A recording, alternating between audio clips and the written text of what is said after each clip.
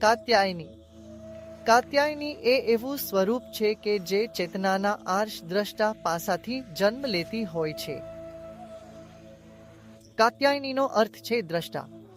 તમે સાક્ષી બનો છો તો કહેશો, હું શરીર કે મન નથી, હું તે નથી.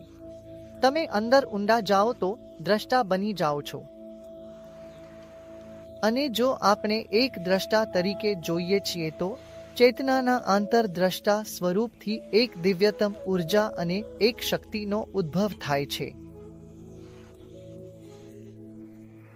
અને તે ચેતના કે જેની અંદર આંતરદૃષ્ટિની એક ક્ષમતા રહેલી હોય છે.